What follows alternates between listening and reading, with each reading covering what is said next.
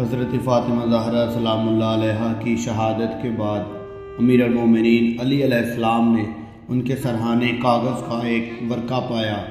اس پر یہ عبارت تحریر تھی کہ یہ فاطمہ رسول خدا کی بیٹی کی وصیت ہے۔ اس حالت میں شہادت دیتی ہوں کہ اللہ کے سوا کوئی معبود نہیں، اور یہ کہ محمد صلی اللہ علیہ وآلہ وسلم اللہ کے بندے اور پیغمبر ہیں۔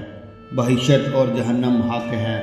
بے شک قیامت برپا ہوگی اور خداوند عالم مردوں کو قبروں سے زندہ کر دے گا۔ اے علی، میں فاطمہ پیغمبر کی بیٹی ہوں۔ خدا نے مجھے آپ کی زوجہ قرار دیا ہے تاکہ دنیا اور آخرت میں آپ کی زوجہ رہوں۔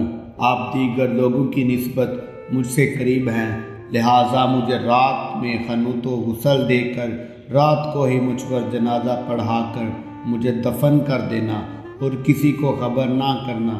میں آپ کو خدا کے حوالے کرتی ہوں، اور قیامت کے دن تک میری اولاد کو میرا سلام دینا۔